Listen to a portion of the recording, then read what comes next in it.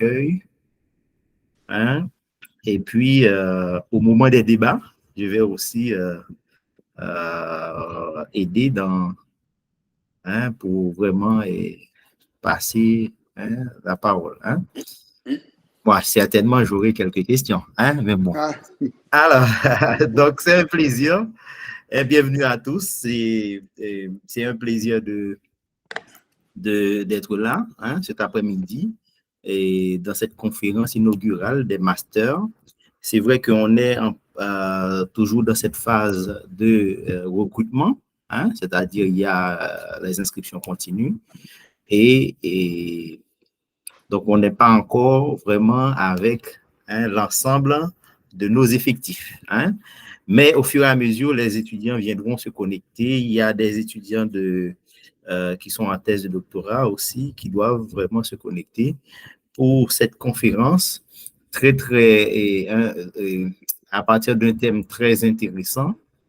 C'est un thème, bon, on va bien voir comment notre collègue là va présenter ce thème. Alors, je vous dis tout de suite, comme tout le monde avait reçu, c'est liberté, éducation et fraternité.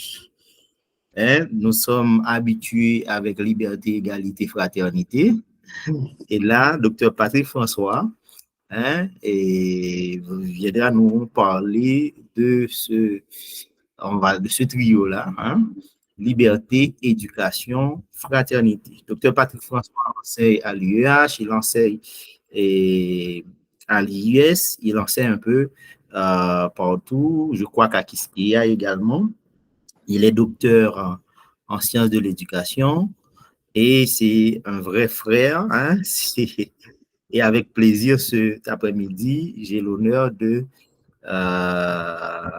demander à notre ami Patrick François de nous parler de en créole, on aurait pu dire 3 heures du fait. Ah ben, En tout cas, du fait.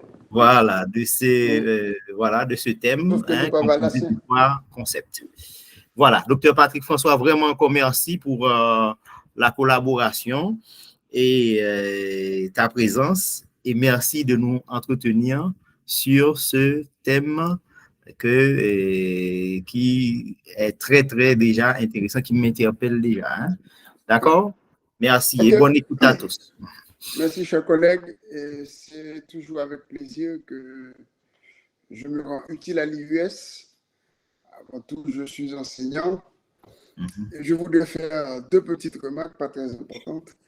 C'est vrai, je suis enseignant à l'UEH, mais c'est l'université Quisqueya qui m'a fait venir de France. D'accord. Bon, quand même, je suis aujourd'hui plus chargé de cours qu'enseignant à plein temps à l'université Quisqueya. Et une autre remarque, je ne suis pas docteur en sciences de l'éducation, je suis plutôt anthropo-historien. Ah. Mais tu travailles beaucoup dans ce domaine-là, on dirait. Oui. Et le sujet de ce soir, disons, c'est une recherche que j'avais entamée du temps où j'étais professeur à plein temps à l'université Quisqueya et membre du CERED, Centre d'études et de recherche en éducation, que notre collègue, le professeur Damus, dirigeait. Mais, bon, des problèmes, comme tout groupe humain a ses problèmes. Et quand notre collègue est parti, et puis d'autres collègues européens sont venus, et là, nous allons pouvoir en parler dans ce sujet, et avec des préjugés. J'ai eu l'impression qu'ils voulaient plus nous emmener sur des terrains qui les intéressaient plutôt que de s'intéresser à ce que nous faisions, qui correspondent plus à notre réalité de peuple anciennement colonisé. Et par exemple, ce sujet, dans ce premier temps, c'était éducation en société post-esclavagiste. Et en gros, c'est les mêmes termes que nous allons utiliser ici. Donc, et accessoirement, j'ai aussi un master en sciences politiques avec l'Université de Montpellier. Donc, on me Et tantôt, j'ai une casquette de politiste, tantôt, j'ai une casquette d'anthropo-historien. Mais bon, nous sommes dans le champ des sciences sociales. Pourquoi ce sujet? Parce que c'est ça qui nous préoccupe aujourd'hui. Et Haïti est né au nom de la liberté. C'est cette notion de liberté qui a été motrice de ce grand mouvement qui a chambardé le système colonial. Et liberté ou la mort, et vivre libre ou mourir. Par exemple, ce fut la devise de l'empire de Jean-Jacques Dessalines. Cependant, au nom de cette liberté, il y a un autre thème important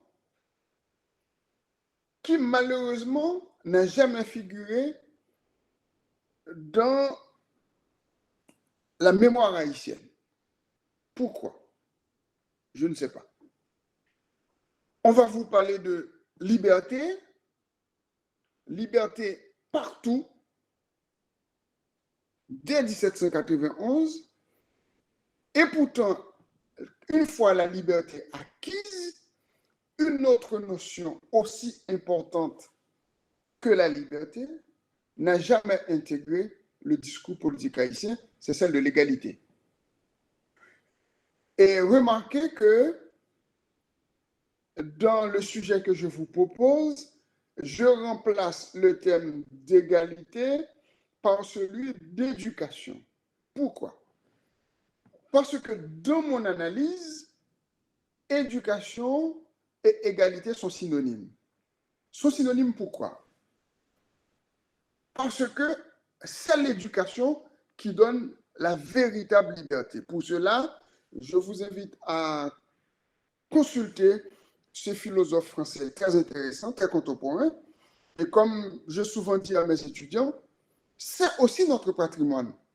Et tout ce qui est Condorcet et Rousseau, parce que c'est à partir des écrits de ces auteurs-là, quand bien même nos ancêtres, pour ceux-là qui étaient plus ou moins lettrés, ne dépassaient pas la lecture, mais ils comprenaient déjà certaines idées véhiculées par la philosophie des Lumières notamment. Et c'est cette philosophie des Lumières qui a éclairé, orienté la révolution haïtienne qui va déboucher à cette épopée de 1804. Et qu'est-ce que dit Condorcet? C'est cet auteur-là. Il dit que pour qu'il y ait égalité parmi une population, il faut une éducation. Et il poursuit, il dit que le seul moyen pour que le fils du noble puisse s'asseoir à côté du fils du pauvre sans penser à lui donner des ordres, c'est l'éducation. Et c'est en cela aussi, il va développer une autre thèse qui complète la précédente. L'éducation doit être un bien public. Donc, il revient à l'État de prendre en charge l'éducation de son peuple. Mais, une fois dit tout cela, je n'ai encore rien dit. Qu'en est-il du cas haïtien?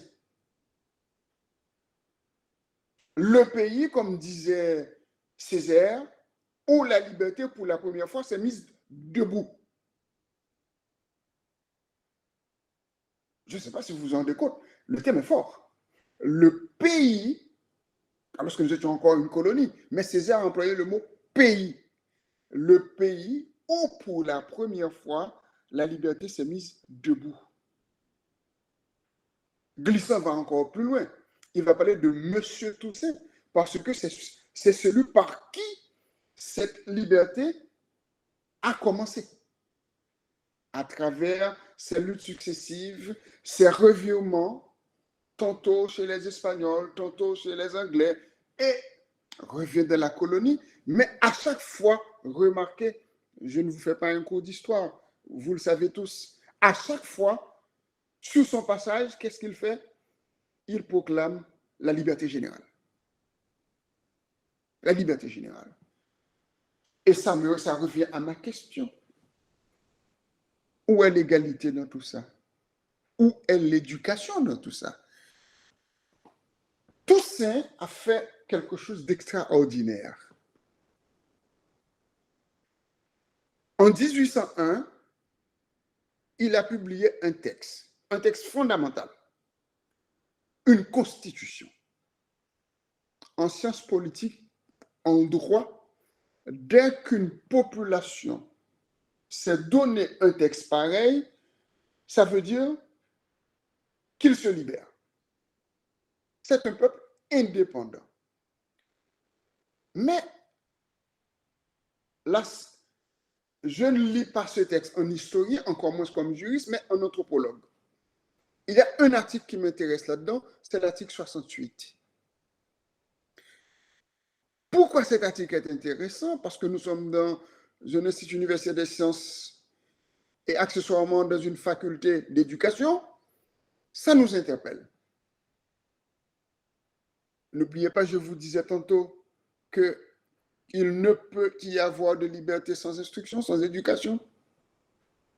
Et pourtant, Toussaint va parler de l'éducation dans ce texte. Article 68, que je vous invite à lire.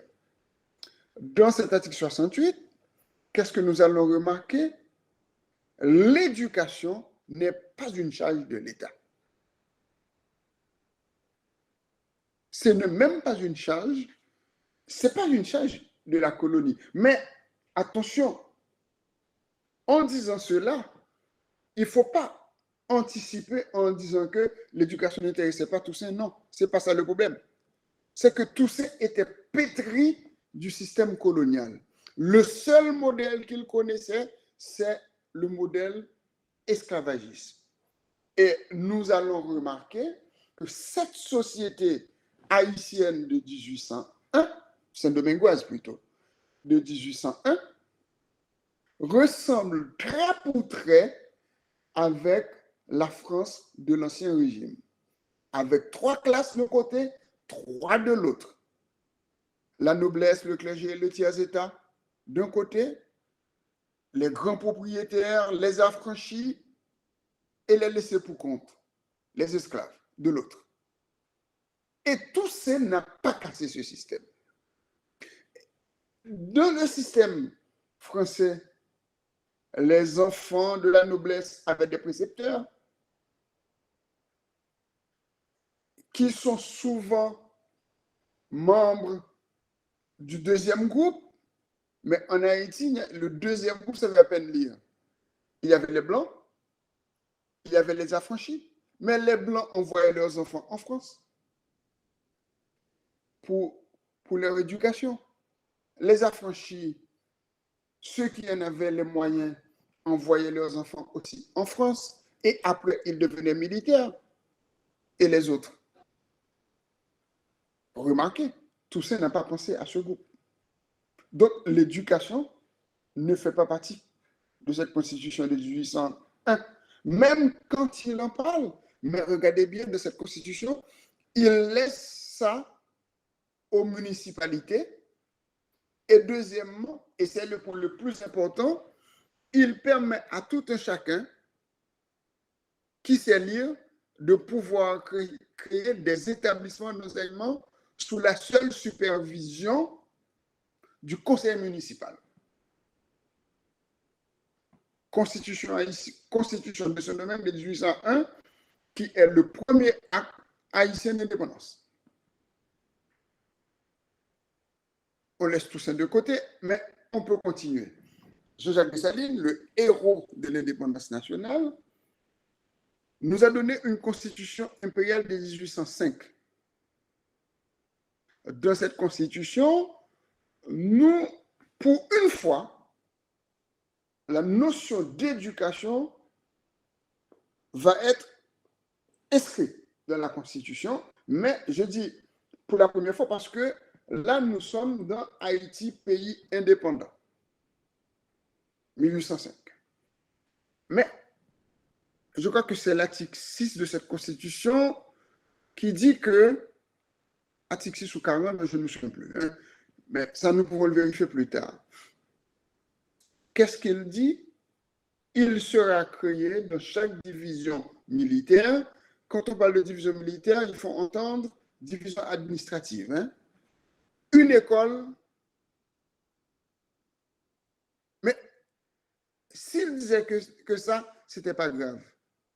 Mais ces écoles seront prioritairement réservées aux enfants de ceux-là qui avaient rendu d'éminents services à la patrie.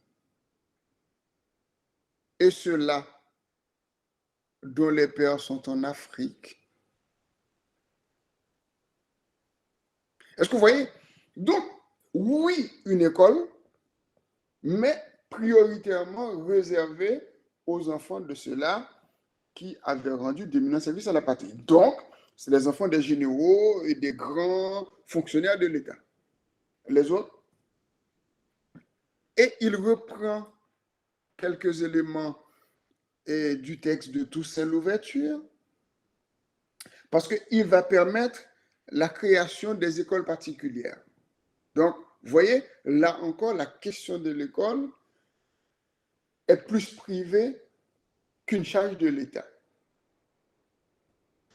Autre point à souligner aussi, il n'y a pas à cette époque de ministère d'instruction publique. Pour tout ce qui concerne l'éducation, c'était un service à l'intérieur du ministère des Finances qui s'en occupait. Ça nécessite quand même qu'on décode un petit peu. Ministère des Finances, éducation, ça ne semble pas aller. Bon, sous la présidence de Pétion puis de Boyer, il va y avoir seulement la création d'un seul lycée. Le lycée Alexandre Pétion à Port-au-Prince. Il y a eu quelques écoles privées aussi, mais c'était des écoles missionnaires protestants. Attention, ces missionnaires protestants, c'était plutôt des Afro-États-Uniens qui étaient invités à s'établir en Haïti comme terre de liberté. Et un nom, vous trouvez Paul Sanders, j'en ai parlé de ma thèse, mais tous ces documents sont disponibles en ligne. Paul Sanders qui était pasteur baptiste, méthodiste, pardon. Et vous voyez, quand on nous dit un point d'histoire, hein, souvent on nous dit oui, mais les premières écoles haïtiennes étaient des écoles catholiques. Faux. Les écoles catholiques sont arrivées seulement après la signature du concordat entre le gouvernement de Fabre Nicolas Geffrard et le pape Pie X, 1860. Mais on va revenir. Donc, pendant cette période-là, vous remarquez bien, l'école n'est pas une charge de l'État. Par contre, dans le Nord, après la scission du pays entre le Royaume du Nord et la République d'Haïti, le Royaume d'Haïti au nord administré par Henri Ier et la République d'Haïti au sud administrée par Alexandre Pétion plus Jean-Pierre Boyer. Au nord, il y a une volonté d'instruire le peuple, en tout cas d'alphabétiser. Et vous verrez pourquoi je dis alphabétiser tout à l'heure. Les casernes étaient transformées le soir en salle de classe. C'est sous la présidence, c'est pendant le royaume du Nord. Hein. Et le roi aussi demandait à chaque parent, dis-moi, exigeait, c'est le mot qui convient, que tout enfant puisse fréquenter un lieu d'instruction publique. Et autre chose aussi, et là, j'en profite pour tacler lourdement Pierre Delima, qui dit qu'il y avait un rejet du français comme langue et comme civilisation. Et je pense que Pierre Delima est allé trop vite dans son analyse. Parce que c'est vrai, un édit royal demandait que l'instruction se fasse dans 2 langues, anglais et français. Retenons quand même, Henri Christophe, c'est vrai, il avait demandé l'aide des Anglais, il y avait des enseignants de foi anglicane qui étaient venus aider, mais Henri Christophe et sa cour étaient catholiques. C'est un point important. Et le clergé du royaume était français. Donc, il faut faire très attention. Il faut regarder ces petits points-là pour ne pas dire les choses. Oui, mais bon, ils voulaient rompre avec la France. Bien évidemment, ils voulaient quelque chose qui soit différent du système français. Est-ce qu'ils voulaient quelque chose qui soit mixte? C'est de l'ordre du possible. Parce qu'il a fait venir des enseignants anglais pour son école.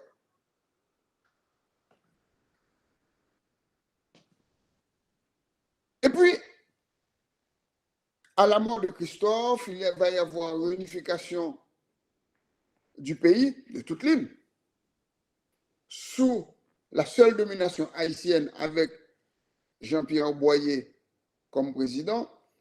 Soit dit en passant, les Dominicains parlent de Juan Pedro Bojer. Donc, pour dire que le pays, l'île entière était sous la domination du président Jean-Pierre Boyer. Il va falloir attendre 1843, pendant 1 an. 1843-1844, nous allons avoir une volonté de l'État de prendre en charge l'éducation ou l'instruction. En gros, c'est le même mot, hein, parce que si vous lisez Durkheim, il va parler d'éducation. Si vous lisez Condorcet, il va parler de l'instruction. Mais dans un cas comme dans l'autre, ça veut dire tout simplement il faut donner le pain de l'instruction à la population et c'est à l'État de prendre en charge tout ça. 1843-1844, il va y avoir pour la première fois dans toute la jeune histoire d'Haïti, 40 ans après l'indépendance, création de ministère de l'instruction publique administré par Honoré Ferry. Honoré Ferry va penser l'école haïtienne. Il va construire cette école.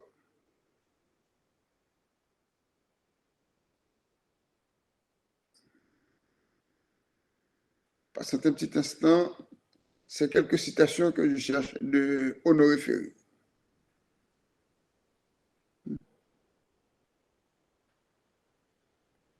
Bon.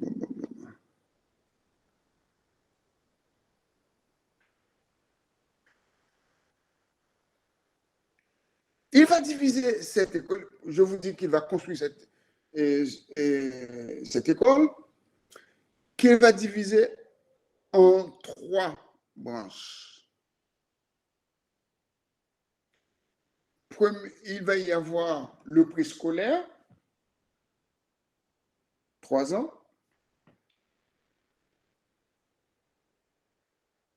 l'école élémentaire, mais plutôt lui, il parlait d'école primaire, et puis l'école secondaire. Et cette école secondaire est divisée aussi en deux branches parce que de 6e à 3e, pour donner les bases mathématiques et autres, qui va permettre à ceux qui n'ont pas la capacité, là je reprends Ferry, pardon, de pouvoir apprendre une profession manuelle. Parce qu'il dit très bien, si l'enfant ne sait pas lire et écrire, s'il ne possède pas les rudiments d'arithmétique et de géométrie, il ne pourra pas apprendre une profession manuelle et il ne pourra pas servir son pays et encore moins devenir indépendant. Vous voyez, en cela, il reprend certaines idées de Condorcet. Parce que le but de l'éducation, c'est de libérer l'homme. Libérer l'homme, c'est lui donner les moyens de se prendre en main. Et puis, l'une des idées fortes dans la pensée, dans l'analyse de Ferry, il faudra répandre l'instruction. Ça, c'est des Ferry. Hein? Il faudra répandre l'instruction à travers tout le pays. Mais attention, derrière cette idée, il y a aussi une autre qui se cache, c'est celle d'évangéliser la masse. Parce que voilà ce qu'il dit, là je le cite, hein, à cause du manque d'instruction et d'enseignement de la morale religieuse, les masses populaires s'étaient livrées à des actes honteux et méprisables. Haïti avait perdu l'estime des autres peuples et les dirigeants étaient les premiers responsables de ce fait. OK.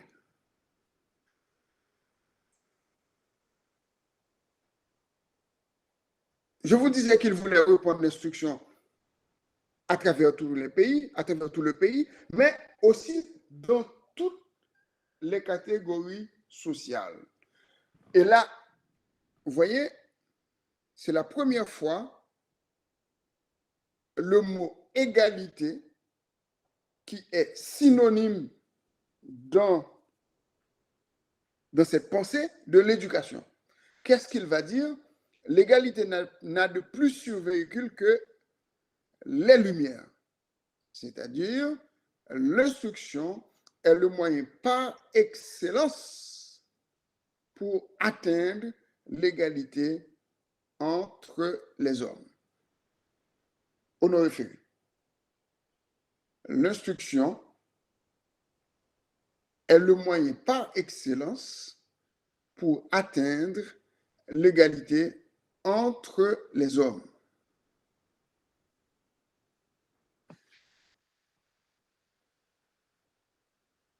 Ferry voulait généraliser l'enseignement primaire. Pourquoi? Parce qu'il disait savoir lire, écrire et calculer étaient les connaissances de base indispensables pour la prospérité du pays. Savoir lire, écrire et calculer étaient les connaissances de base indispensables pour la prospérité du pays. Et pour joindre la parole aux actes, eh bien, dans cette même constitution de 1844, il va donner un rôle important aux conseils municipaux.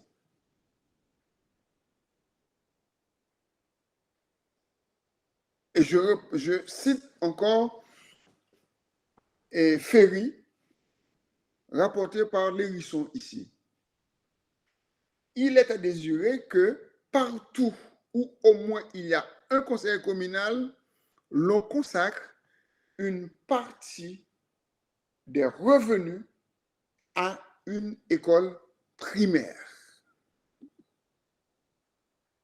Partout où au moins il y a un conseil communal, l'on consacre au moins une partie, pardon, que l'on consacre une partie des revenus à une école primaire.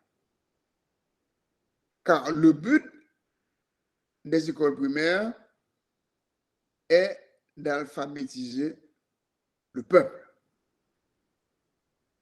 Par contre, on est en train de se demander quel est le but des écoles secondaires. Parce que il dit qu'on devrait avoir une école primaire dans toute la commune, mais il dit aussi qu'on devrait avoir une école secondaire dans chaque chef-lieu d'arrondissement.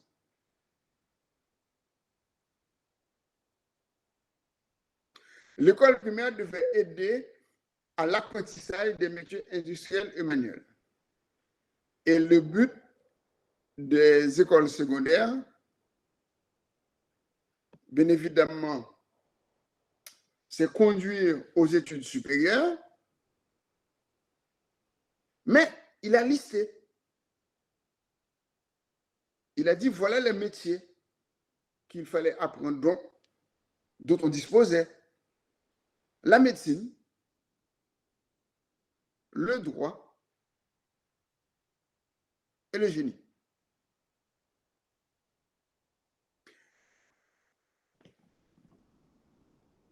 Honoré Ferry est resté à la tête de ce ministère de l'Instruction publique 1 an. Parce qu'en 1844, une autre révolution, moi que j'appelle Jacquerie, parce qu'il n'y a pas eu de révolution véritablement, a fait capoter ce système que Ferry voulait instaurer. Par contre, après lui, d'autres ministres ont essayé de garder le schéma qu'avait pensé Ferry et aussi tout ce qu'il avait mis en œuvre. Par exemple, la proposition d'une école secondaire dans chaque chef-lieu d'établissement n'a pas été faite tout de suite, mais vous pouvez remarquer que c'est pendant Louis Félicité Étienne Salomon, dit Salomon le Jeune, était ministre de l'Instruction publique, ont été créés les lycées de Jérémie, des Gonaïves et des Cailles. Et au Cap aussi, pardon. Et pour ce qui concerne l'enseignement professionnel, c'est Francis Élie Dubois, qui fut aussi ministre de l'Instruction publique, qui va continuer ce travail qui a été repris plus tard par Tertullien Guilbault. Et je vais essayer de conclure pour vous permettre de poser des questions et entamer un dialogue entre nous. Ce qu'on peut dire, la notion, c'est vrai, du moins, au nom de la liberté, on a tout simplement annihilé, écarté celle de liberté. Et pour reprendre Ferry, il ne peut pas y avoir de liberté sans éducation.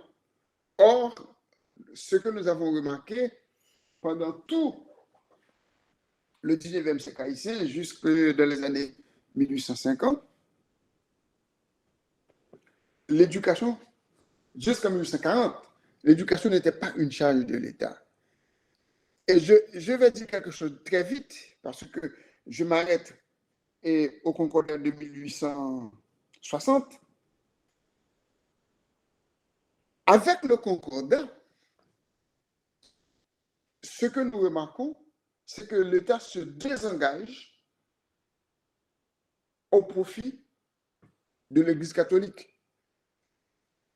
Certains, comme Chloméus et d'autres, ou bien Delima, pensent que c'est à partir de là que le pays a été recolonisé.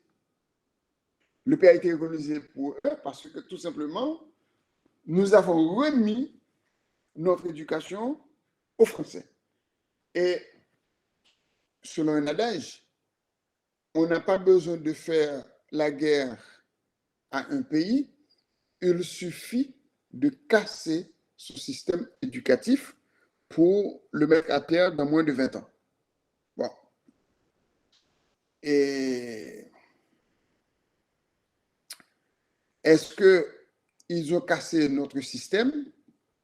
Est-ce que est-ce qu'ils nous ont aidé à construire quelque chose? Je ne sais pas. Mais on constate que, et Christophe et moi sommes peut-être la dernière version d'une école en Haïti où on nous aidait à penser, même chez les frères de l'instruction coloniale. Mais aujourd'hui, je ne sais pas. En tout cas, et je vous cède la parole. Comme ça, nous pourrons poursuivre la discussion sur la notion d'éducation, liberté, éducation et fraternité. Merci, chers collègues. Merci Patrick pour ce brillant exposé. Surtout, j'aime bien le côté historique pour bien poser le cadre.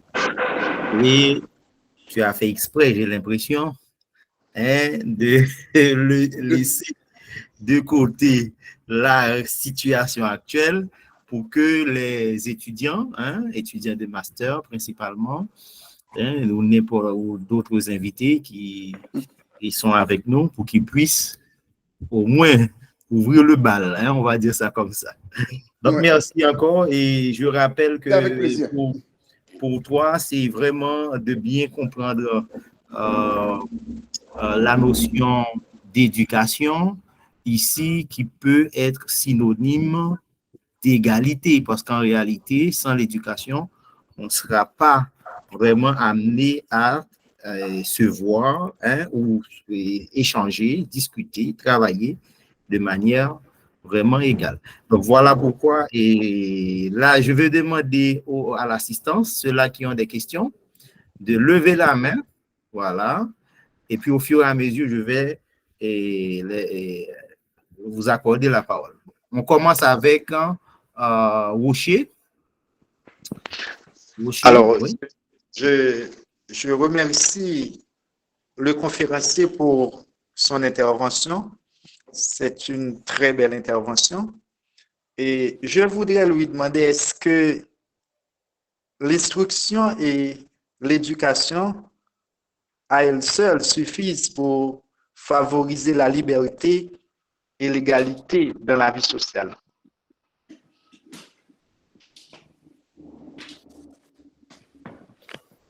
Est-ce que seule l'éducation suffit? Et oui, pour favoriser la liberté ou encore l'égalité dans la vie sociale.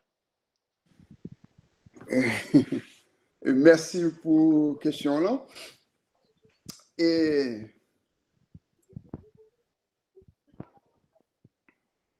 la liberté, j'en doute, quoique ça peut être un élément pour comprendre sa situation, parce qu'on ne peut pas demander la liberté si on comprend sa situation. C'est seulement si on comprend la situation dans laquelle on réclame sa liberté. Et pour l'égalité, certainement. Parce que là, j'ai envie de vous répondre avec Condorcet. Qu'est-ce qu'il dit? Si vous savez faire de la géométrie, vous savez écrire vous savez faire des calculs simples, et moi, je ne sais pas le faire, je suis obligé de solliciter votre aide. Et où est l'égalité dans tout ça? Il n'y a pas d'égalité, on est d'accord. L'égalité, c'est si vous et moi avons les mêmes capacités, avons les mêmes compétences. Si je vous demande quelque chose, c'est que vous, en retour, puissiez me demander à mon tour quelque chose. Or, dans le cas de quelqu'un qui ne sait ni lire ni écrire, c'est un petit peu difficile. Vous lui donnez des ordres et qu'il exécutera, c'est tout. Et la liberté a besoin aussi d'un peu d'instruction. Vous savez, ce n'est pas la peine d'aller chercher très loin. Il suffit de regarder dans nos campagnes, bon, même pas dans nos campagnes, regardez nos quartiers déshérités. Est-ce que vous pensez que ces gens sont libres ou sont-ils égaux entre eux et nous qui avons un peu d'instruction?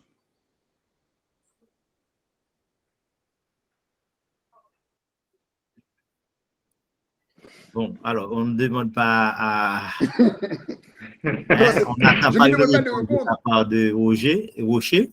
Non, alors, je voudrais ajouter quelque chose. Oui. Alors, je voudrais Rapidement, vas-y. demander d'accord, je voudrais demander aux conférenciers, est-ce que tous les hommes instruits sont réellement égaux? En réalité, est-ce que tous les hommes instruits sont réellement égaux ou encore libres, généralement? Libres, certainement. Mais ça dépend qu'est-ce qu'ils font de leur liberté. Est-ce qu'ils sont conscients de cette liberté? Et est-ce que tous les hommes instruits sont égaux? Là, c'est une question de sentiment. Ok, je vous En tout comprends. cas, je me sens votre égal. Je ne sais pas vous si vous vous sentez mon égal. Bon. Alors, je vous comprends. Alors, Rocher, merci, je te monsieur- remercie. Hein? Rocher, on ne va D'accord. pas faire un dialogue. Hein? Tout à Il y l'heure, a tu Jeudi pourras aussi qui reprendre lève la la main. parole. Mais effectivement, c'est ça aussi. Hein? Il y a le côté philosophique de la question. Donc, tout à l'heure, moi, je vais poser une question, hein, mais vraiment à la fin.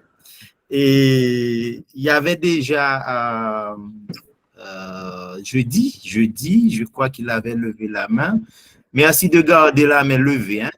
Tant que vous n'avez pas la parole, il faut rester vraiment en alerte. Voilà. Et Wilben jeudi. Et par la suite, ça va être le tour de Claude Jean. Wilben. Merci, Dr. Providence. Donc, je voudrais remercier Dr. François pour son exposé. Mais ce que j'aimerais avoir comme regard comparatif, j'ai comme l'impression, lorsque Dr. François parlait de Honoré Ferry, c'est comme le père, entre guillemets, de l'institution publique en Haïti. Mais moi, depuis mon jeune âge, j'ai toujours entendu parler de Joseph C. Bénard. Quel regard comparatif M. Dr. François pourrait porter entre Honoré Ferry dans ses différents travaux pour l'institution publique et Joseph C. Bénard dans les années 70 et 80, si je ne m'abuse.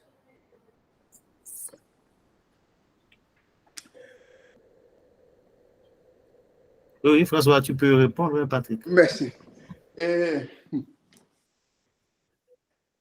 Il m'a piégé parce que j'ai beaucoup de préjugés sur Bénard. Quand on parle d'éducation en Haïti, il y a certains personnages très importants.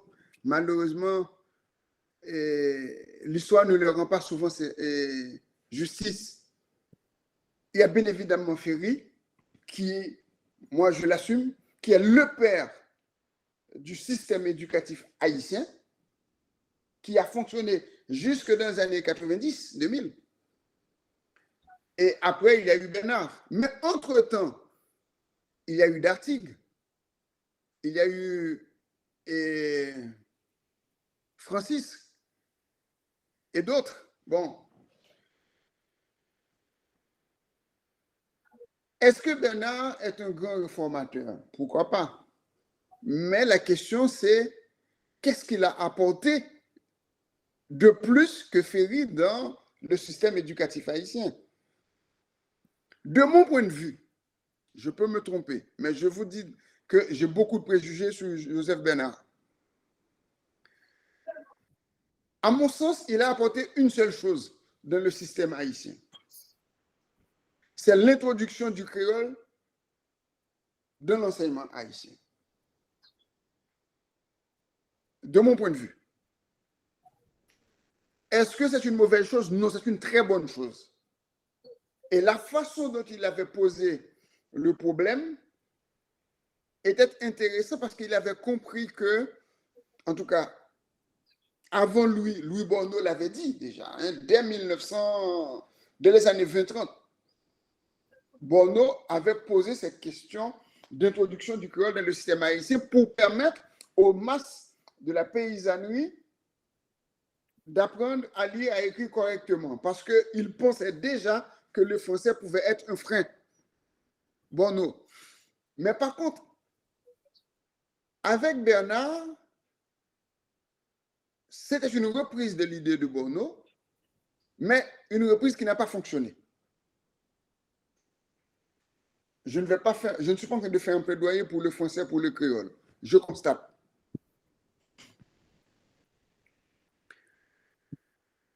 On a introduit le créole dans l'enseignement haïtien. C'est comme si, avec le créole, on fait rentrer n'importe qui dans le système. Et qu'est-ce qu'on remarque aussi? Bernard l'avait pensé pour faciliter un bilinguisme équilibré, pour combattre la diglossie. Et qu'est-ce que nous constatons? Aujourd'hui, dans les villes de province, dans les campagnes, les élèves parlent seulement créole. Alors que nous avons une administration qui fonctionne en français. De conséquence, il y a une bonne partie de la population haïtienne, plus de 60%, est mise à côté. Et je ne sais pas si ça vous arrive, mais moi, la dernière fois que j'étais à Jérémie, j'ai constaté avec des étudiants que dans certains coins, même l'enseignant ne parle plus français. Et attendez, je ne fais pas un plaidoyer pour que le français reste la langue officielle haïtienne. Non, ce n'est pas du tout ça. Mais quand nous avons une administration qui parle français, quand tous les écrits sont en français, et vous arrivez dans certaines villes de province où les gens ne parlent pas la langue, il y a un problème.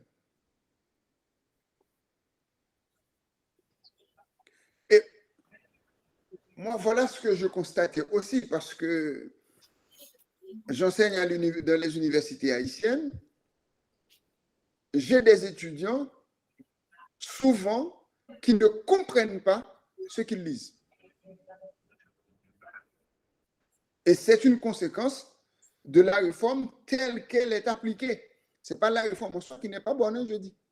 Mais la réforme telle qu'elle est appliquée, c'est une substitution petit à petit du français, du français, de la langue française par le créole, mais en gardant une structure administrative entièrement francophone.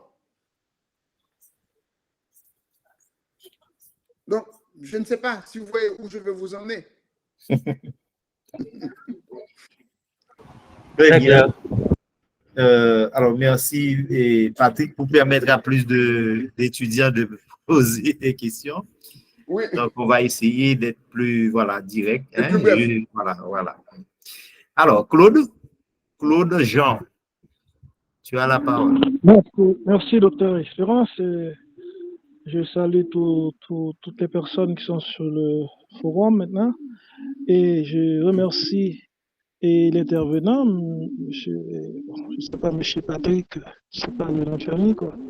Et pour votre exposé qui me paraît intéressant, et dans le sens que je me retrouve dans les derniers mots que vous avez prononcés, et les frères de l'instruction coloniale. Donc, je retiens ces mots, et ce sont des mots que j'avais l'habitude de prononcer. Alors, j'ai deux questions. Une question relative à la discussion qu'il y avait sur la première question qui a été posée, sur l'égalité et la liberté qui est fonction de l'instruction. Ma question est que, en ce sens, que l'égalité ou la liberté ne serait pas graduelle, sachant que les niveaux de compétences sont très différents d'une personne à l'autre, même dans les sociétés où il y a un très bon niveau d'instruction. La première question. Et la deuxième question, c'est concernant ces frères de l'instruction coloniale. Comment s'y prendre pour nous libérer de ces gens? Est-ce qu'il ne faut pas, je ne sais pas, un plaidoyer quelque part pour une éducation républicaine et laïque dans notre pays pour en finir? Donc, je pense qu'il faudrait en finir. Et je ne sais pas si je me suis fait comprendre à travers ma question, mais j'attends vos réponses, cher monsieur. Patrick, bon, je pense que tu as noté. Bon, tu peux répondre, voilà, sans problème. Oui. Et la première notion, c'est l'égalité. Et deuxièmement, comment nous débarrasser de ces beaux-frères. Oui, de ces frères. Je commence par la deuxième question. Comment nous débarrasser? Bon, il faut faire ce que Ferry avait fait. Une école nationale que nous n'avons pas encore, hein, ou que nous n'avons plus. Bon, il faut une école nationale. Et la première question, c'était est-ce que quelqu'un qui a des problèmes d'apprentissage, de capacité, c'est ça? Et puis la question d'égalité. Et j'ai envie de vous répondre par Condorcet. C'est la seule inégalité qui doit exister parmi la population. C'est une inégalité de capacité. Et même là encore, ce n'est pas vraiment une inégalité. Parce que l'enfant peut avoir quelques difficultés. Nous tous pouvons avoir des difficultés à apprendre la philosophie, l'économie ou autre. Et pourtant, nous sommes excellents dans d'autres domaines. La question, c'est comment arriver à identifier les domaines dans lesquels nous sommes excellents. Égaux, nous le sommes déjà. Mais je maintiens, seule l'instruction nous rend véritablement égaux. Je vois Pierre Bourdieu-Etienne qui piaffe. Bon. Eh bien, on va lui donner la parole. Exactement. Étienne, et après toi, ça va être le tour de Zidore. Étienne. Zidore. Bonsoir tout le monde. Donc, je salue Directeur Providence. Je salue également Dr Patrick François. Merci pour votre exposé. Donc, alors, il est vrai que je n'étais pas arrivé au commencement, mais j'ai suivi une bonne partie de votre intervention. Et bon, je ne vais pas aller dans le même sens que mon prédécesseur qui, peut-être son intervention à avoir beaucoup avec la politique en tant que telle. Et vous avez répondu qu'il faut avoir une école nationale, ce qui est fondamental. Moi-même, ce que je vous aurais demandé, comme on est là dans un espace universitaire où il y a des gens de tous les niveaux là qui interviennent, j'aurais bien aimé vous demander, Dr. Patrick François. Oh, tu m'appelles Patrick, c'est pas un souci. Tu m'as toujours appelé Patrick. À quel niveau pensez-vous que l'université, en tant que gardienne de la société, peut aider à redresser ce système qui s'effondre totalement?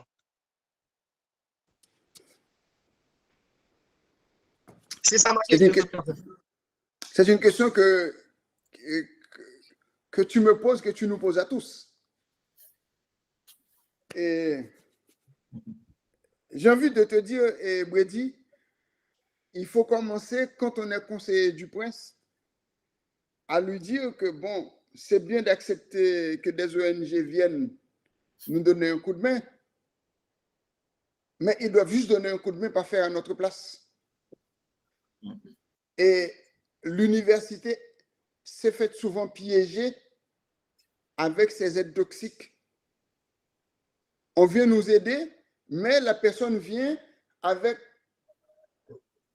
comment dire, avec une feuille de route déjà préparée et que nous devons exécuter. Ça, il ne faut pas l'accepter. Ça, c'est un point capital. Et comment nous, gardiennes de l'université, gardiennes de la société, pouvons aider? Eh bien, il faut plus de réflexion comme celle que nous menons aujourd'hui. Nous ne serons pas d'accord.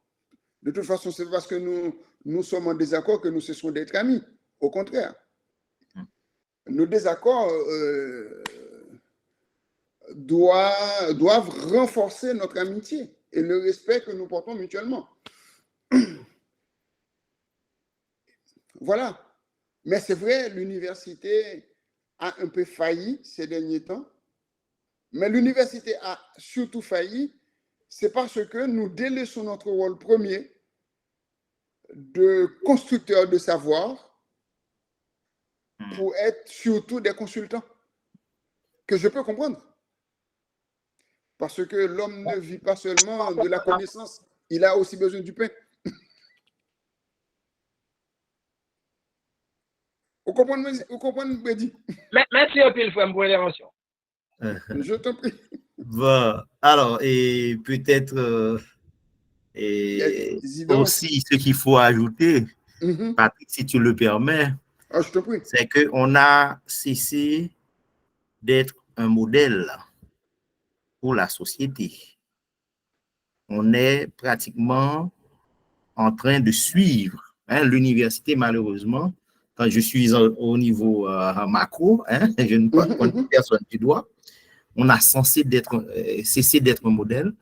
Et donc, du coup, on se demande, est-ce que vraiment, quand on parle d'élite, est-ce que vraiment l'université représente cette élite qui devrait, comme dans beaucoup de sociétés, et donner le temps, orienter la société, corriger les erreurs, en tout cas. Donc, vraiment, il y a une grande réflexion à faire sur nous-mêmes, sur nos pratiques, sur nos valeurs, sur notre fonctionnement. Non, voilà. Mais il y a un véritable problème. Il y a un véritable problème, c'est que exact. Nous ne jouons plus notre rôle. C'est ça. Nous sommes plus consultants.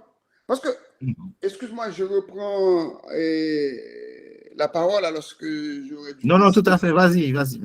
C'est que on oublie souvent que nous sommes là pour construire le savoir et montrer la route.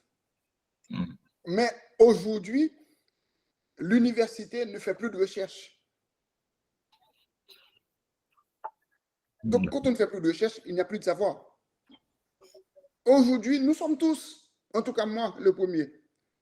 C'est souvent plus intéressant de faire une consultation pour une ONG ou autre, parce que nous savons que, bon, nous allons gagner 15-20 000 $ en 3-4 mois. Ce que l'université n'est pas capable de nous offrir. C'est vrai. Et ça pose problème. Et de l'autre côté, et c'est ce que j'avais souligné dès l'entame de mon intervention, c'est que l'État ne joue pas son rôle. L'État ne fait pas son travail. Donc, comme l'État ne fait pas son travail et les enseignants ne sont pas payés comme il faut, donc ils sont précaires, ils sont obligés, bon, de temps en temps, d'aller grappiller à droite, à gauche pour joindre les deux bouts, et ça impacte la qualité qu'on attend de l'universitaire. Voilà. Excusez-moi, je cède la parole aux autres. Oui, oui, oui. Non, mais c'est intéressant parce qu'en réalité, la situation, comme on dit souvent, oblige les gens à se comporter, même si, encore une fois, il y en a quand même qui arrivent à faire l'effort de rester académique jusqu'au bout, même si ça a un coût, surtout au niveau familial. Bon, donc on passe la parole à Zidore. Alors, on va essayer, puisqu'il y a trois mains levées. Donc, Zidore, ensuite Jean-Michel Sabat et Marie-Jacqueline. D'accord? Essayez d'aller vraiment droit au but pour qu'on vous permette à ce que les autres puissent voilà. Merci, Zidore. Vas-y. Merci, Président, et je salue le professeur et François. Et merci pour cette conférence parce que ça nous a permis d'apprendre beaucoup de choses. Et puis, bon, nous qui sommes sur la route comme doctorants, et ça nous a permis de voir vraiment le travail que vous faites, le travail de recherche que vous faites, et c'est très important, c'est très intéressant. Alors, je reviens par rapport à ce que vous avez dit et de Joseph C. Bernard pour répondre à la question de Will Benz. À un certain moment, si je ne me trompe pas, vous avez dit que le président Borno avait vu qu'il y avait des problèmes dans l'enseignement. Alors, vous me pardonnerez si ce n'est pas Borno, et qu'il y avait eu des problèmes dans l'enseignement et qu'il avait voulu changer des choses.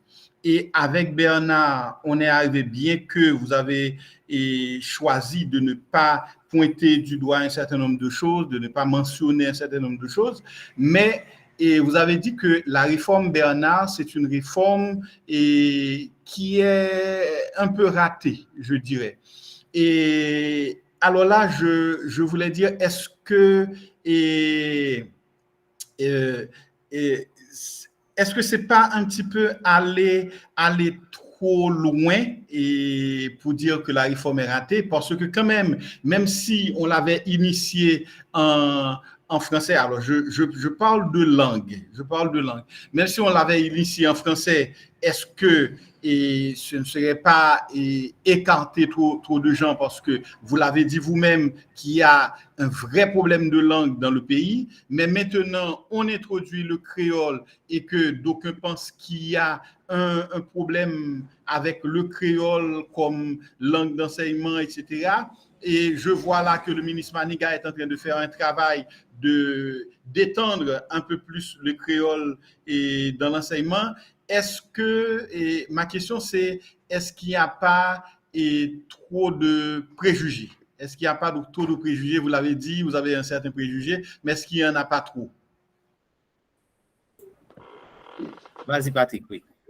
Oui. Je n'ai pas dit que la réforme de Bernard était ratée. Je dis son implémentation est ratée. Ce n'est pas la même chose. Ah, merci. Ah. Et ce que je dis aussi, c'est un constat que j'ai fait. Bon, parce que bon, je pourrais bien rester à Port-au-Prince, parce qu'en tant qu'enseignant à l'UEH, mon salaire tombe. Mais ce n'est pas ça l'enseignant-chercheur. Et je suis avant tout anthropologue. Donc, il me faut aller sur le terrain pour voir les choses, les toucher du doigt, sans me contenter de ce que les autres me rapportent, parce que je ne ressens pas les choses de la même manière que l'autre. Vous voyez? Mais mon constat, c'est que dans les villes de province, que ce soit dans le plateau central, dans la Grande Anse ou dans les NIP, et le français n'est plus parlé. Les gens parlent uniquement créole. Alors que dans les examens officiels, baccalauréat ou autres, les sujets sont donnés en français. On demande à l'élève de composer en français. Le problème qu'a voulu résoudre Joseph Bernard en intégrant le créole comme langue d'enseignement, eh bien à ce niveau-là, c'est loupé. Ce n'est pas la faute de Joseph Bernard. C'est plus la faute de l'État. Parce que on ne contrôle pas la qualité de ce qui est donné. Donc, voilà. Ça, c'est juste un constat. Et vous avez dit autre chose, et j'ai un petit trou de mémoire. Non, j'avais parlé de, est-ce que c'était pas un préjugé un peu trop poussé, mais vous avez dit que c'est pas la réforme en soi qui a des problèmes, mais c'est son implémentation. Alors là, je comprends. Mais bon, et qu'est-ce que vous pensez de ce qui est en train d'être fait et aujourd'hui par le ministre Maniga? Bon, malheureusement, je cite un nom, mais par l'administration du ministère de l'Éducation actuelle et qui est en train d'étendre le créole comme langue d'enseignement. Ça peut être une très bonne chose. Mais il ne faut pas que le créole soit la langue parlée, écrite, etc., que dans l'arrière-pays. Il faut que ce soit pareil dans la République de Port-au-Prince. Et que ce soit pareil dans les grandes écoles, notamment chez les FIC, que je ne définirai pas. Bon, alors merci Patrick, puisqu'il y a encore 3 questions visiblement. Donc, tu as eu beaucoup de succès, visiblement, auprès des jeunes. Des étudiants, c'est tant mieux parce que ça les pousse à réfléchir. Alors, Saba, très rapidement, pose ta question. Mais pourquoi pas la dame d'abord? Parce que ça fait longtemps qu'elle souffre. Je passe la main. Ah oui, moi c'était dans. Il y a l'autre. Je sais ta préférence, mais on va respecter l'autre. Je passe la main. Non, bon, ben, il est gentil. Tu es gentil. Bon. Eh bien, on écoute Marie-Jacqueline pour faire plaisir à notre conférencier. Bonsoir à tous seigneurs, tout honneur. Je dis merci à Dr. Providence de nous accompagner. Et je dis merci aussi à Dr. Patrick d'accepter d'être avec nous ce soir. Ma question, c'est est-ce que la réalité ancestrale n'a pas empêché l'émancipation de la femme haïtienne si l'éducation et l'égalité sont synonymes? Parce qu'autrefois, les filles n'avaient pas accès à l'éducation. Et de nos jours, on voit que ça paraît mieux. Mais Honoré Ferry avait dit qu'il faudra répandre l'instruction à travers tout le pays, même dans toutes les catégories sociales. Mais je dis, est-ce qu'autrefois, on n'a pas fait ça vraiment? Bon, Patrick, à toi. Oui, et elle a raison, Madame Noël. Vous avez raison sur certains points. Et c'est comme je disais à Zidore tout à l'heure. Le problème, ce n'est pas Ferry. C'est l'implémentation qu'on en a faite. Et vous dites quelque chose sur lequel j'ai quelques réserves par rapport aux filles. C'est vrai, les filles sont maltraitées, mais les filles étaient instruites. Parce que, là, je vous parle de l'histoire pas très loin. En 1950, le président Magloire avait fait une réforme dans laquelle il intégrait la participation politique des femmes haïtiennes.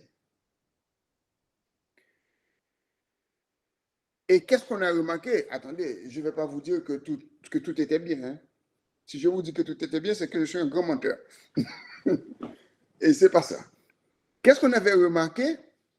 Certaines femmes avaient accédé à de hautes fonctions administratives. Mais c'est là où le bas blesse. Et toutes les femmes qui avaient accédé à des fonctions administratives, à de hautes fonctions administratives, étaient intégrées dans des domaines où elles excellaient, notamment dans l'enseignement.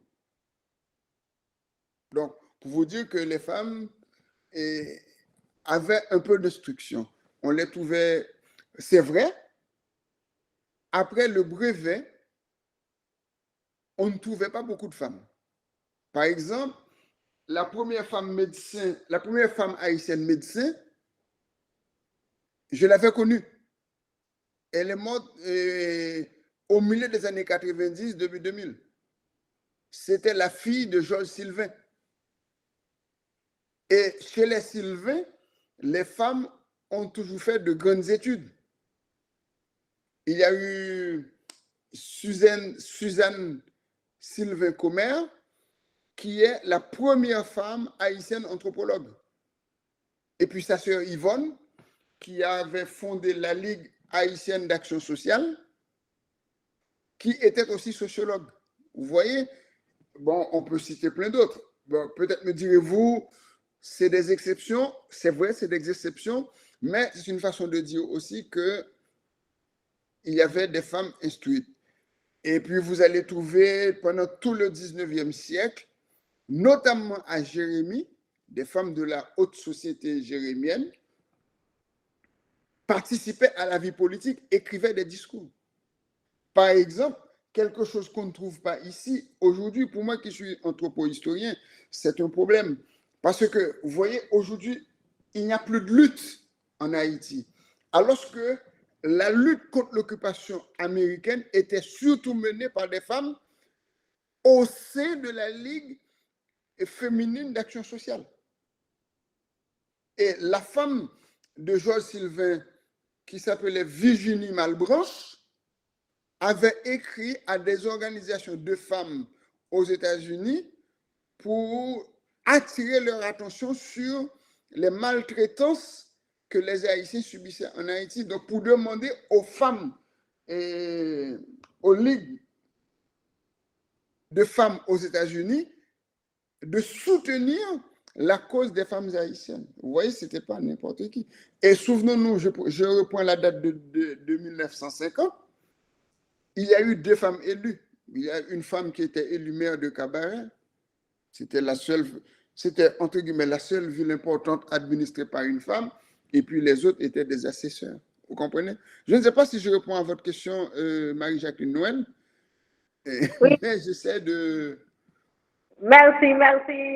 Je vous Et en avec prie. l'application de certaines conventions, on voit ça ira mieux pour nous, les femmes. Merci. Non, mais, ne soyez Ça va pas déjà étonnés que bien. je sois moi aussi féministe. Hein. Voilà. Merci Moi, je me Patrick, demande si je suis pas merci une femme. à Jacqueline pour la question. Et on passe la parole à Saba, hein, Jean-Michel, tout de suite. Merci Patrick pour votre intervention. On t'entend mal, Jean-Michel. Oui, ça va mieux maintenant? Voilà, Allô? c'est bon. Merci beaucoup. Je disais merci à Dr. Providence et merci à Patrick pour son intervention. Donc, allô, ça va mieux? Oui, ça va très bien. Oui, ok. Donc, le point que je voudrais faire, j'ai l'impression peut-être que c'est encore le thème de la conférence, c'est liberté, égalité, fraternité. Mais j'ai comme l'impression, le sentiment que vous n'avez pas vraiment abordé l'aspect et la fraternité, vraiment, surtout dans votre approche. Vu si on se réfère aux valeurs parce que vous faites comme la version liée à l'avance, Dr. Providence, vous avez arrêté surtout sur l'aspect historique et de la question qui est très bien. Mais si on réfère aux valeurs de la fraternité, qui est beaucoup plus que le vivre ensemble et la solidarité, et donc je crois que vous n'avez pas trop abordé l'aspect et la fraternité, surtout dans cette dynamique-là. Et bon, peut-être ça pourrait nous amener un tout petit peu, peut-être si on regarde maintenant le déficit d'égalité qu'il y a dans l'éducation, et si on regarde au moment actuel, notre situation par un déficit d'empathie et d'engagement aussi, qui sont aussi vraiment les vecteurs de la fraternité. Je ne vois pas, est-ce un choix ou vraiment vous pensez que peut-être s'il n'y a pas trop d'égalité, du coup, ça va avoir incidence sur la fraternité? Merci. Je vous remercie, Jean-Michel Sabat, et je vous remercie d'autant plus que vous avez bien lu mon raisonnement. Comment parler de fraternité quand l'égalité n'est pas là? Vous comprenez? Oui, oui. Donc, il y a un souci. Et c'est volontairement que j'ai choisi de ne pas traiter la notion de fraternité pour dire qu'il y a malaise, parce que la notion d'égalité, au nom de la liberté, a été écartée. Merci. Encore, il reste encore du travail pour continuer nos recherches. D'accord. Merci, Patrick. Nous avons Dieudonné. Dieudonné, tu as une question? Oui, merci. Oui. Bonsoir, docteur Providence. Bonsoir à toutes les personnes présentes sur le forum et une appréciation spéciale à M. Patrick François pour son exposé et les explications qu'il fournit aux diverses questions qui lui ont été posées. Et moi, j'ai une question à double volet. Et ma question, c'est, tenant compte de notre constat du fonctionnement du système éducatif, pouvons-nous pas penser que le système éducatif haïtien a manqué à sa mission, raté en quelque sorte à sa vocation de libérer les âmes, de fraterniser les gens? Le deuxième volet, c'est, pensez-vous que la nationalisation du système suffit à le remettre sur les rails? Patrick. Est-ce que c'est noté, M. François Patrick? Malheureusement, je ne prends jamais de notes. Ah, ok, pas de problème, mais ça va quand même. Vous avez cerné quand même en quelque sorte ma question. Vous avez posé deux questions. La première question, est-ce que la nationalisation de l'éducation arrangera la situation? Non. Est-ce que le système n'a pas, en quelque sorte, manqué à sa mission ou encore raté sa vocation, celle de libérer les esprits, fraterniser les gens? Ça, c'est le premier volet de la question. Et le second volet, c'est est-ce que nous pensons que la nationalisation du système, alors je dis nationalisation, en ce sens que le système est éparpillé ou encore se trouve entre les mains du secteur privé, ou en particulier des frères de l'instruction coloniale, comme vous avez si bien noté, est-ce que vous pensez que cela suffirait à remettre le système sur les rails? En gros, vous posez une seule question. En quelque sorte, oui. Une seule question.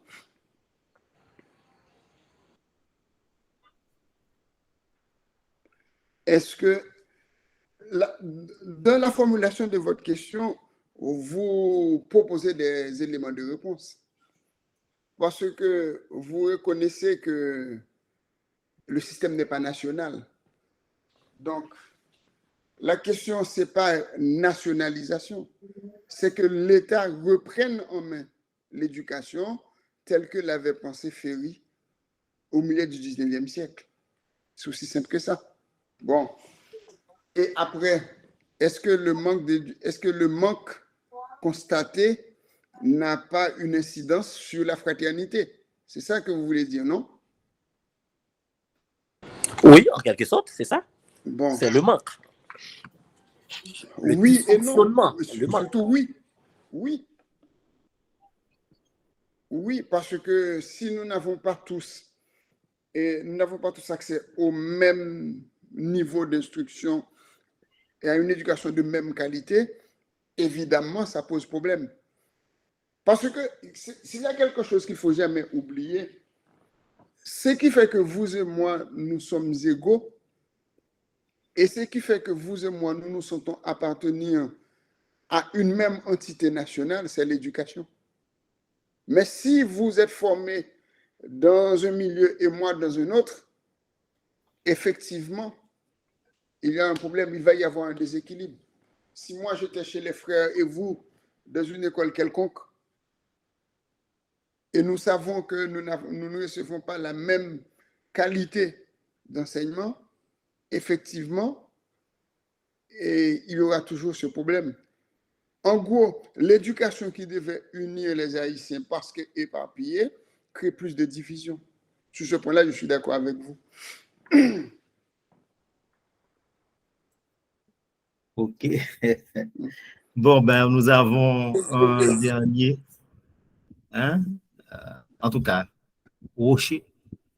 Rocher, tu es là? Ça va être notre dernière question. D'accord.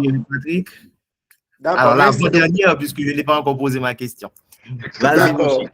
Alors, ma question, c'est par rapport à l'avant-dernière réponse que Dr. Patrick a donnée à Jean-Michel. Alors, je voudrais demander à Dr. Patrick, est-ce que c'est la raison pour laquelle les autorités répètent souvent que la devise nationale, c'est l'union fait la force, au lieu que de liberté, égalité, fraternité? Alors, je voudrais demander à Dr. Patrick, est-ce qu'il y a une certaine similitude entre l'union fait la force et liberté, égalité, fraternité? Pourquoi la majorité de nos autorités refusent de répéter liberté, égalité, fraternité en réalité comme devise nationale? Merci pour la question, mais son sujet pour me prendre 2 ans pour réfléchir sur lui. Son début de thèse.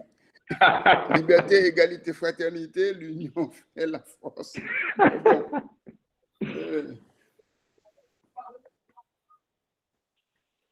Moi, j'ai un problème avec liberté, égalité, fraternité. Parce que c'est une devise qui ne nous appartient pas. Vous voyez, c'est comme quand, à la veille de 1791, nous combattions les Français avec le drapeau des Français. D'accord. Vous vous souvenez?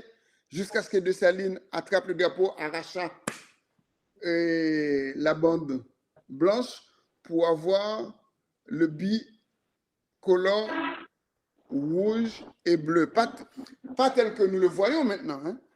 Parce que c'est quelque chose qu'il faut dire aussi d'un point de vue historique. Ce drapeau-là que nous avons date du milieu du 19e siècle. Hein? Bon, ça c'est une autre histoire.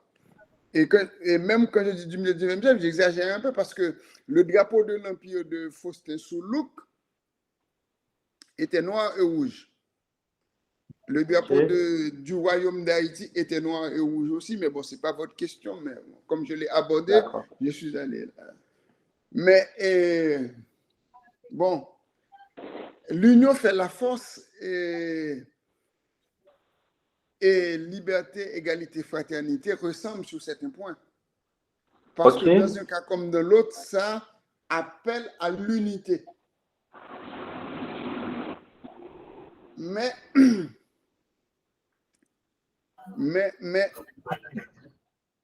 avec l'union fait la force, il y a la notion de fraternité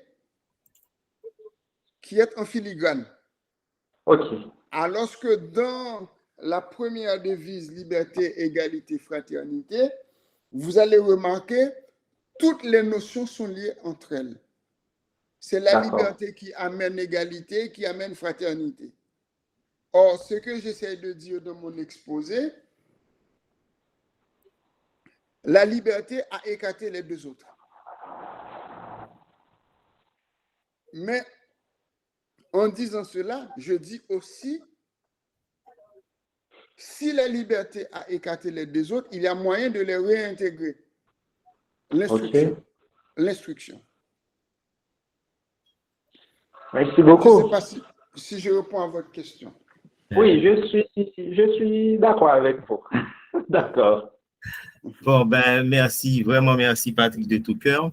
Et je pense que il faut simplement rappeler pour les étudiants, effectivement, Patrick a voulu aborder, il a fait exprès en tout cas, de poser un thème assez, on va dire, connu, quoi, en Haïti, mais en remplaçant égalité par éducation. Hein? Et bien entendu, on comprend très clairement que finalement, c'est pour dire tout simplement qu'on a un sérieux problème, hein, et d'éducation. Il est nécessaire, hein, de penser pour développer Haïti, de repenser ou de penser, hein, au système éducatif. Donc, moi, je pense que Patrick, ce que j'allais te demander de faire, et je ne pense pas pouvoir te le demander, c'est de montrer les bifurcations possibles. Parce qu'en remplaçant égalité par éducation, hein, et on aurait pu regarder quelle incidence, hein, sur le plan économique, quelle incidence sur le plan juridique, etc., etc. Est-ce que tu comprends? Parce que au moins là, comprends tout à fait. C'est vrai que grâce à l'éducation, on va pouvoir se projeter et pourquoi pas être égal à d'autres niveaux, quoi. L'égalité, pas dans le sens que nous valons, en tout cas, la même chose, mais dans le sens que chacun puisse avoir la base pour pouvoir se projeter, hein, définir son avenir et réaliser. C'est comme quelqu'un c'est un économiste, hein, et qui parle de liberté comme, si vous voulez, l'essence même de la démocratie. Hein? C'est comme si sans ça, on ne peut même pas parler, hein, de démocratie, voire de développement, hein, sans liberté.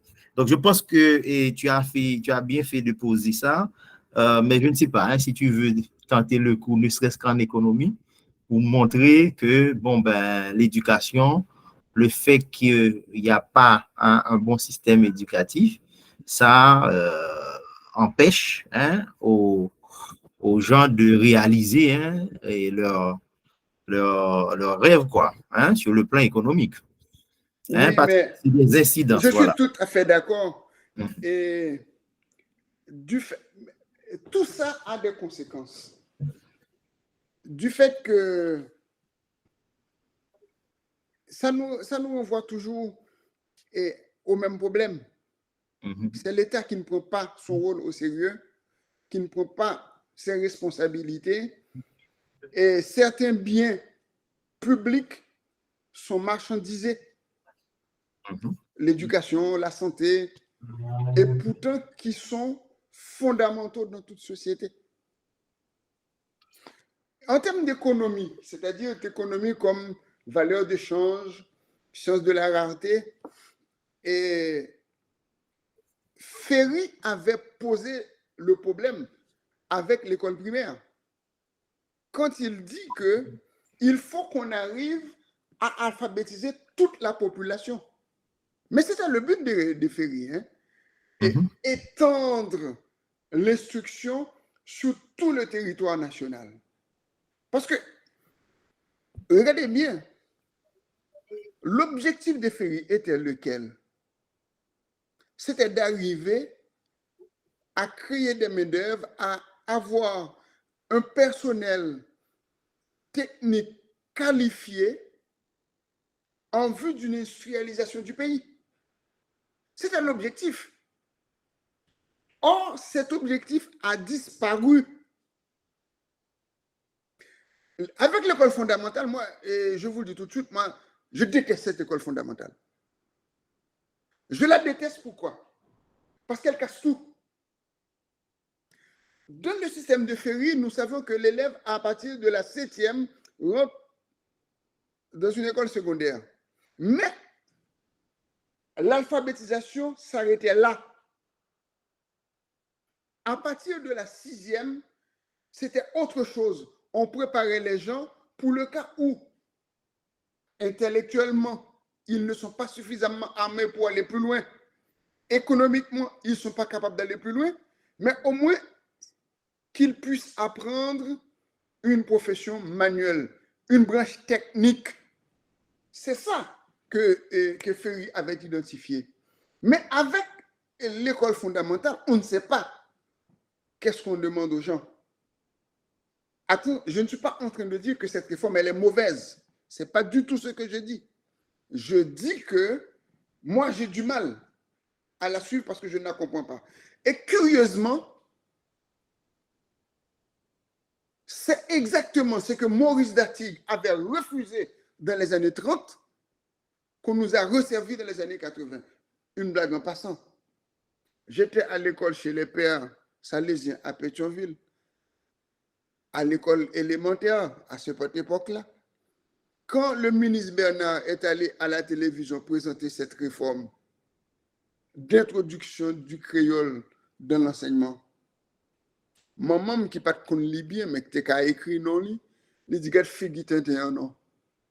Monsieur a parlé, mettez créole, t'as des bouches, t'as des golf français là bas dedans, et mais oui, petit, il va aller la Sorbonne, et puis pas me va arrêter là. Est-ce que vous voyez la contradiction? Pendant qu'il parlait d'introduire le créole dans l'enseignement, il ne l'a pas fait en créole, il l'a fait en français. Bon, c'est très intéressant. Alors, Patrick, merci. Et je ne sais pas, je te laisse conclure. Bon, en tout cas, c'est une recherche que je vous propose. Et si ça vous intéresse, parce que moi, j'avais commencé une recherche, j'avais réuni quelques matériaux, c'est l'éducation en société post-esclavagiste. Et c'était très intéressant parce que je considérais cette recherche comme la suite de ma thèse, qui était sur la citoyenneté. Or, remarquez quand même, quand les jeunes ne sont pas instruits, ils ne sont pas des citoyens. Parce qu'ils ne peuvent pas décider pour eux-mêmes ou par eux-mêmes. Donc, à chaque fois, vous êtes des éducateurs et nous sommes des éducateurs. Mais luttons pour avoir un système d'éducation national. Parce qu'aujourd'hui, je ne sais pas si vous êtes conscient, en tout cas, j'espère que vous entendez ça partout. Tout le monde veut faire une école pour Haïti.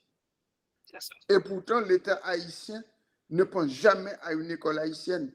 Est-ce que le moment n'est pas venu pour penser à cette école haïtienne? Parce que vous voyez, cette crise à laquelle nous sommes confrontés aujourd'hui, c'est la résultante de toute une série de choses qui n'ont pas été faites. Notamment la construction de l'égalité ou la nation. Parce que, regardez bien, tous les gars là qui posent problème, notamment dans les environs de Port-au-Prince, parce que c'est Port-au-Prince qui a des problèmes. Quand on quitte Port-au-Prince, la dernière fois que je suis allé à Jérémie, j'oubliais que j'étais en Haïti tellement j'étais bien. Et pourtant, je ne suis pas jérémien. Non, mais c'est vrai. C'est vrai, c'est vrai. Mais le problème, il est où? Ce sont des gars qui se sentent mal dans leur peau, qui ne se sentent pas intégrés dans un pays qui est le leur, et aujourd'hui choisissent un autre moyen d'exprimer ce mal-être. On peut nous apporter autant de Kenyans qu'on veut, même les États-Unis et autres. Ça ne va pas résoudre le problème tant qu'on ne les intègre pas. Et j'ai même envie de dire comme Toussaint, on peut les éliminer. Mais les racines sont tellement profondes et nombreuses. Donc, et je pense que c'est notre travail d'intellectuel et surtout d'éducateur de mettre le doigt sur cette plaie. En tout cas, j'ai tenté, je commence. Et tu as eu raison. Je ne sais pas si j'ai raison, mais... Mais non, tu as raison, parce que vu le débat qu'on a eu là, et vraiment encore merci Patrick pour tout ça. Merci aux étudiants. J'espère que certains voudront bien travailler, pourquoi pas collaborer avec Patrick. Donc on verra bien ça, parce que Patrick, et ça nous intéresse. C'est vrai qu'on a très peu de moyens pour l'instant, mais on fait tout pour que au moins on puisse produire. Parce que sans la recherche, ça ne va plus. Il n'y a pas d'université. Il n'y a pas d'université. Ça peut être possible de dire que l'on est et universitaire. Donc, je pense qu'on va vers ça et je pense qu'on va identifier avec toi, puisque tu interviens à l'IUS et peut-être dans tes cours, tu auras et le plaisir d'identifier quelques étudiants de master, pourquoi pas, master 1, master 2. Et puis, on verra bien comment structurer tout ça pour que ce projet puisse porter la réflexion sur le système éducatif haïtien. C'est vrai que c'est le système haïtien dans sa globalité qui est en panne, mais je pense qu'il faut commencer par l'éducation, comme toi, comme tu l'as fait. Et donc, voilà pourquoi je pense qu'on va regarder ensemble tout ce qu'on peut faire pour poursuivre cette réflexion. Et voilà, avec l'aide, bien entendu, l'implication de nos étudiants. Donc, merci encore, Patrick. Merci à tous. C'était un plaisir. Voilà. Et donc, Je vous remercie tous d'avoir participé et merci pour toutes vos questions. Voilà. Ça nous a vraiment fait plaisir. Et bon, chers étudiants, surtout en Master 1 et 2, bientôt, vous allez recevoir le calendrier, l'agenda, pardon. Dans votre agenda, il y aura l'emploi du temps. Donc, je vous invite à vous connecter, puisqu'il y a les nouveaux, malheureusement, qui ne se sont pas encore connectés sur leur mail IUS. Donc, j'ai déjà créé tout ça et je vous invite à vous connecter sur ce mail pour recevoir, pour avoir toutes les informations concernant nos formations. Merci encore. Merci à tous et à la semaine prochaine.